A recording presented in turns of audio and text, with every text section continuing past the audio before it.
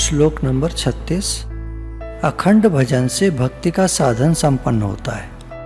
अखंड भजन से भक्ति का साधन संपन्न होता है।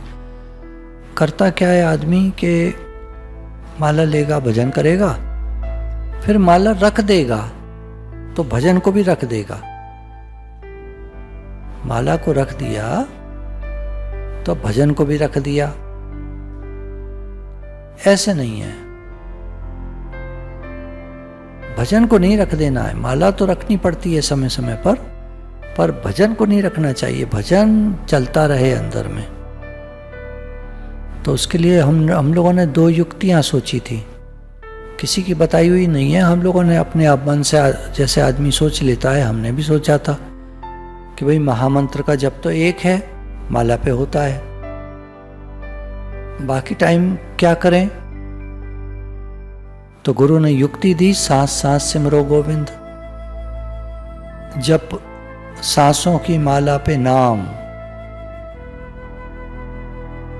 तो ये युक्ति दी गुरु ने। तो युक्ति को हमने पकड़ा कि अब हम सांस पर भगवान का नाम ले सकते हैं। सांस पर नहीं लिया जाए, नहीं याद रहे शुरू में। जैसे उन्होंने एक दिन कहा कि हम तो पूरा ही मंत्र बोल देते हैं सांस पर, हरे कृष्ण कृष्ण कृष्ण हरे हरे, खींच ली, हरे राम राम राम हरे हरे, छोड़ दी। इनका तो बहुत बढ़िया है, हमारा ऐसा नहीं है, इतने बढ़िया हम नहीं हैं।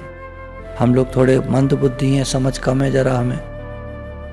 तो हम क्या कर सकते हैं, एक नाम ले सकते हैं। हमने रा पे खींचा, वहां पे छोड़ दिया। एक कृष्ण जी वाले कहेंगे हमसे राम का नाम ना लिया जाए, होता है, मतलब कोई वो नहीं है, एक बात हो रही है तो राम का नाम कोई बात नहीं, आप हरे कृष्ण। अब खींचते में दोनों ले लो पूरा, हरे कृष्ण, और खींचने वाली सांस को छोड़ दो। फालतू फालतू मतलब मेरे विषय विकार सब निकल रहे हैं। स्वामी राम तीर्थ यही कहते थे कि सांस खींचो तो प्रिज्यूम करो कि परमात्मा की शक्ति तुम्हारे भीतर जा रही है, और सांस छोड़ो तो ऐसी भावना करो कि सारे विषय विकार तुम्हारे निकल रहे हैं बाहर।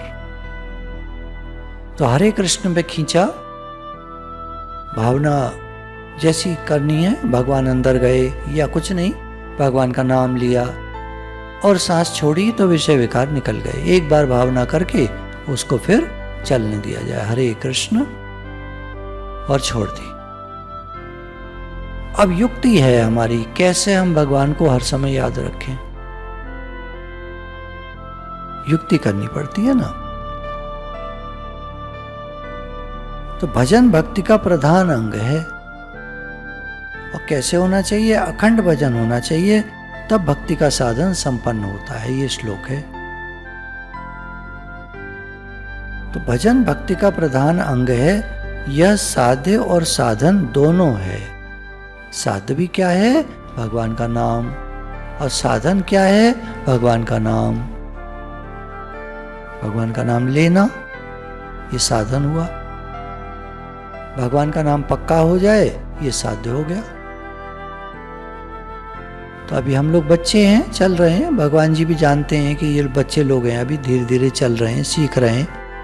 तो कोई बात नहीं, सीखें, पक्का करें, अभ्यास को करें, क्योंकि उम्र का पता नहीं, आयु का पता नहीं, जीवन का पता नहीं। क्या सोचे आदमी, कब करूँगा साधन भजन। अभी करो, अभी नहीं तो कभी नहीं, कहावत है। काल करे सो आज करे सो अब पल में परले होएगी, फिर करेगो कब जाई मारे तो कही। कबीरदास जी ने, जाने कब मर जाएगो का पतो। तो कर ले साधन। जो भगवत प्रेम को प्राप्त कर चुके हैं उनके लिए अखंड भजन स्वाभाविक हो जाता है। अब अखंड भजन कैसे होता है बता रहे हैं, भगवान से प्रेम हो जाए। तेरे चेहरे से नजर नहीं हटती, नजारे हम क्या देखें, है ना, ये गाना है ना। तो यही तो कह रहा है, भगवान तुमसे इतना प्रेम हो गया कि अब हम दुनिया को क्या देखें। ऐसे अखंड भजन हो जाता है फिर। अब जिनको भगवत प्रेम की प्राप्ति करनी है, जिनका हो गया उनका तो ठीक है, जिनको प्राप्ति करनी है, अभी हम लोग हैं, अभी चल रहे हैं, तो हम क्या करें, उनको अखंड भजन का अभ्यास करना चाहिए। हमें अखंड भजन का अभ्यास करना चाहिए। भजन खंडित ना हो, लगातार चले, ऐसे भजन का अभ्यास करना चाहिए। सांस खींच लीजिए, छोड़ दीजिए। जो मनुष्य भजन बिना मुक्ति और भगवत प्रेम की प्राप्ति चाहता है, वह भूलता है। गोसाई तुलसीदास जी ने कहा, जल के मंथन से चाहे घी निकल आवे, बालू से चाहे तेल निकल आए, परंतु भगवान के भजन के बिना भव सागर से मनुष्य नहीं तर सकता। यह सिद्धांत अकाट्य है। इसलिए भजन तो अनिवार्य साधन है, भजन तो करना ही चाहिए। भगवान का नाम जप चाहे सांस पे करो, चाहे माला से करो, चाहे मन ही मन करो, हर समय करना है।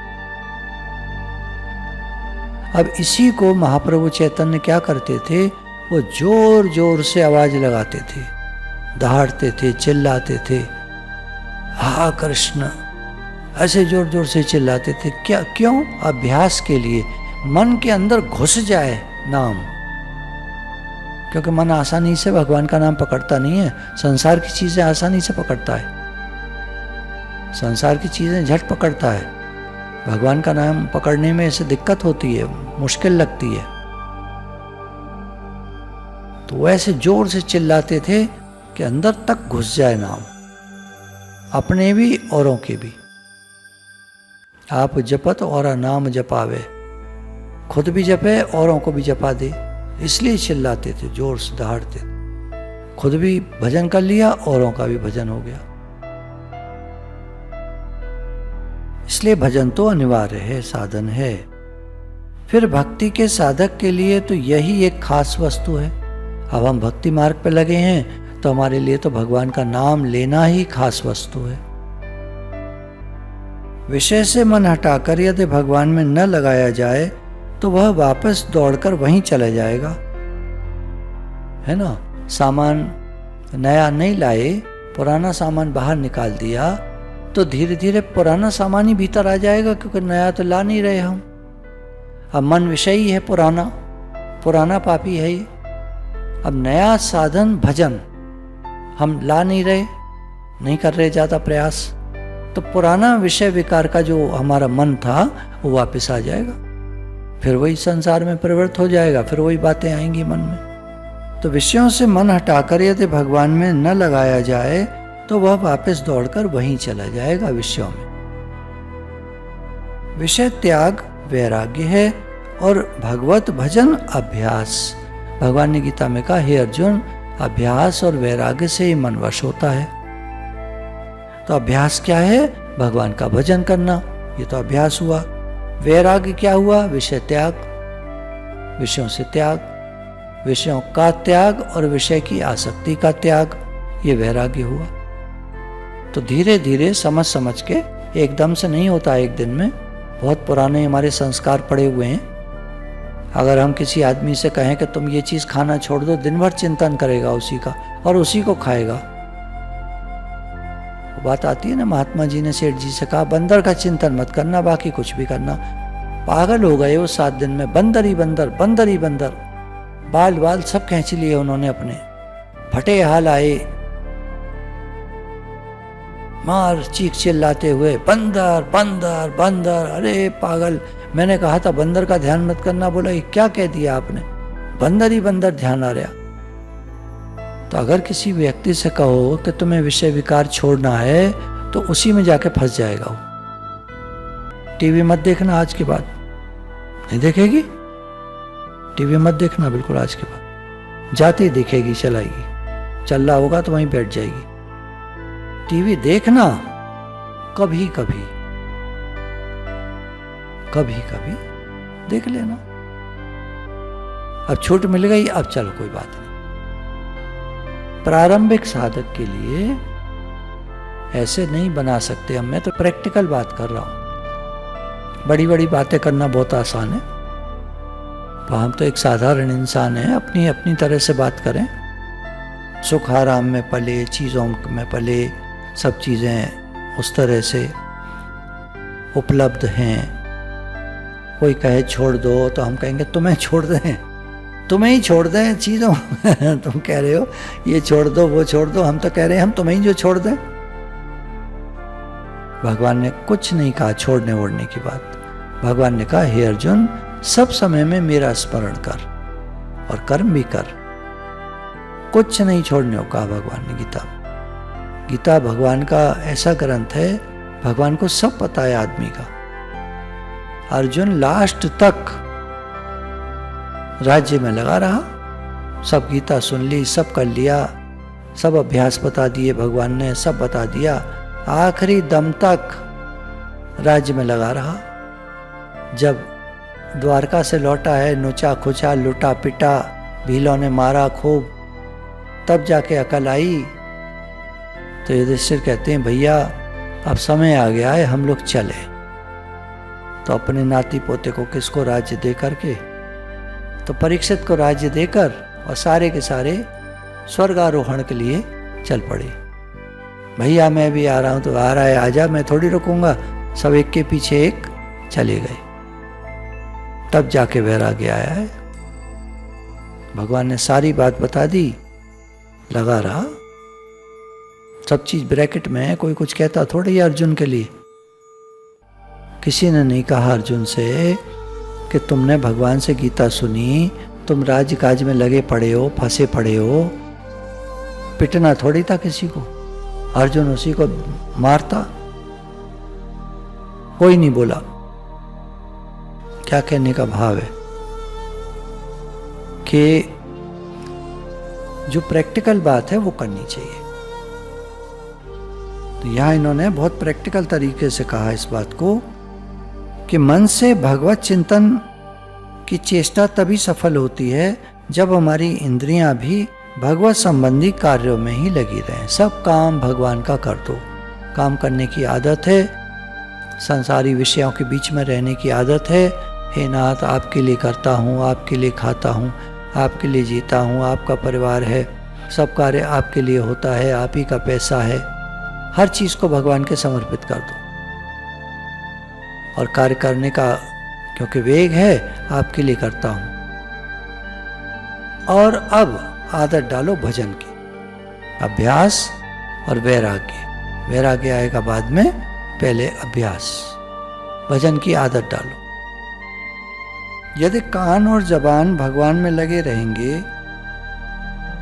उन्हें दूसरे कार्य के लिए फुर्सत नहीं मिलेगी, तो अन्यान्य इंद्रियां और मन भी स्वतः ही भगवत परायण हो जाएंगे। मैं भगवान का हूँ, भगवान मेरे हैं, अगर हमारा ये भाव बना रहता है दिन भर, तो हमारा अभ्यास होता रहता है, मन इसी का चिंतन करता है, यही भाव बनता है मैं भगवान का हूँ, भगवान मेरे हैं, घर भगवान का है, सब कुछ भगवान का है, काम काज सब भगवान का है, पैसा भगवान का है, भगवान जी देते हैं, भगवान जी कराते हैं। तो समर्पण हो गया, भाव बन गया। अब अभ्यास हो रहा है, भजन भी हो रहा है। अभ्यास है, हर कर्म में भगवान प्लस हो गए। हे अर्जुन तू मेरे लिए कर्म कर, तो भगवान के लिए सब कर्म अर्पण हो गए। मेरे अर्पण कर, हे अर्जुन मन बुद्धि मेरे अर्पित कर। तो सारे श्लोक जो गीता के हैं वो अप्लाई हो सकते हैं, प्रैक्टिकल। इन्हीं अभ्यास वैराग्य से विशुद्ध भगवत प्रेम की प्राप्ति होती है। जब अभ्यास वैराग्य चलता रहता है, हे नाथ सब आपका है, ये कहना वैराग्य हो गया, तो अभ्यास चलता रहता है, तब भगवत प्रेम की प्राप्ति होती है। अभी होना कैसा चाहिए? अखंड। जो भजन अभी होता है अभी नहीं होता, आज किया कल नहीं किया, तो ये वह प्रेम और आदर युक्त अखंड भजन नहीं है। उसमें आदर भावना नहीं है, हमारी श्रद्धा नहीं है। श्रद्धा अगर हो जाएगी भजन में तो वो अखंड होगा। फिर श्रद्धा न होने के कारण भजन अखंड नहीं होता। भजन रूपी अभ्यास तो वही सिद्ध होता है जो सदा होता रहे, जो हर समय होता रहे, हर घड़ी हर काल हर समय में होता रहे, वो भजन अखंड है। सतत होता रहे और सत्कार पूर्वक हो, खुशी खुशी हो। भजन हो रहा है, खुशी से हो रहा है, झंझट मान के हो रहा है, अरे बड़ा झंझट है, 16 माला करनी है, 32 माला करनी है, तो बोला कोई लाभ नहीं फिर करने का, करो मत करो सब ठीक है।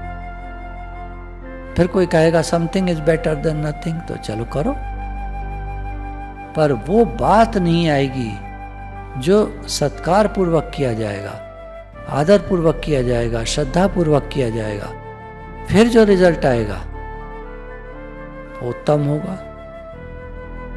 योग दर्शन में महर्षि पतंजलि कहते हैं, दीर्घ काल पर्यंत निरंतर सत्कार के साथ करने पर ही अभ्यास दृढ़ होता है। निरंतर दीर्घ काल तक और सत्कार के साथ, खुशी खुशी और वेलकम कर के साथ, मुझे भजन बहुत अच्छा लगता है इस भावना से। देखिए, किसी को भजन नहीं कराना हो भगवान को अगर, तो क्या करते हैं, माया फेर देते हैं। कुछ माया का ऐसा है तो उलझन डाल देते हैं या पैसा भेज देते हैं। अब वो इस चक्कर में लग जाता है, इस पैसे को कैसे खर्च करूं, कैसे लगाऊं, घर पुराना सा हो रहा है, लाओ रिनोवेट करा लूं, लाओ पुताई डेंटिंग पेंटिंग करा लूं, और काम चालू, फंस गया।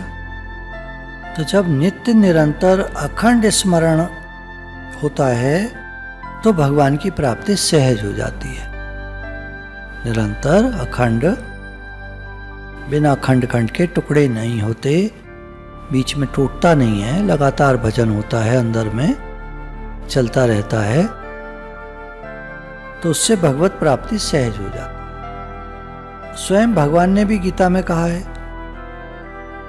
8वें अध्याय का 14वां श्लोक, हे अर्जुन, जो पुरुष मुझ में अनन्य चित्त होकर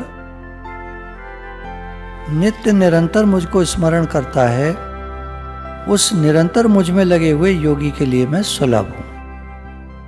जो पुरुष मुझ में अनन्य चित्त होकर, और कहीं चित्त भटकता नहीं है उसका, भगवान में लगा रहता है।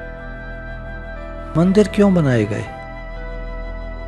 मंदिर में जाके बैठो तो मन भगवान में लगा रहता है। अब यहां पहले खाली दीवारें थी तो भाव नहीं बनता था, तो फिर एक बार वृंदावन गए तो सारे चारों तरफ फोटो ले आए, मड़वा मड़वा के फोटो लगा दी। अब जिधर देखो या तो गुरु दिखे या भगवान दिखे, तो भगवान याद आते हैं। अब जिसको रहने की आदत पड़ जाएगी, आदत के हिसाब से इसको देखेगा जगह को, तो उसका भाव नहीं बनेगा। लेकिन जो इस भावना से देखेगा कि हम मंदिर में रहते हैं, हम गुरुद्वारे में रहते हैं, उसका भाव बनेगा। भाव का खेल है सारा। तो जो पुरुष मुझ में अनन्य चित्त होकर नित्य निरंतर स्मरण करते हैं, भगवान को याद करते हैं, नाम जप करते हैं, उस निरंतर मुझ में लगे हुए योगी के लिए मैं सुलभ हूं। निरंतर लगा हुआ जो योगी है उसके लिए भगवान सुलभ। इसलिए अखंड रूप से भगवान का प्रेम पूर्वक चिंतन करते हुए स्नान, भोजन, व्यापार आदि सब काम करने चाहिए। सुबह से उठकर भगवान, हे प्रभु आपके लिए उठे हैं, अब आपके लिए सब कार्य होगा, दिन आपने दिया, आपकी कृपा है आज का दिन मिला, हम नहाने जाएंगे, आपके लिए नहाएंगे, आपके लिए सब काम करेंगे, फिर नहा धोकर आकर अब आपके लिए कुछ थोड़ा बहुत जो भी खाया पिया आपके लिए प्रसाद है। उसके बाद पूजा पाठ वगैरह का कार्यक्रम जो भी होता है, जो हम नित्य नैमित्तिक कर्म करते हैं, प्रभु आपके लिए करता हूँ। उसके बाद थोड़ा समय निकाल कर टहलते घूमते हैं तो भगवान आपके लिए चल रहा हूँ, परिक्रमा हो रही है। भगवत स्मरण युक्त होने से प्रत्येक कार्य भजन हो जाएगा। जब सब काम में भगवान का स्मरण बना रहेगा, भगवत भाव बना रहेगा, भगवान आपके लिए करता हूँ, तो वो भजन हो जाएगा, हर कार्य भजन हो जाएगा। इस प्रकार भजन का तांता क्षण भर भी नहीं टूटना चाहिए।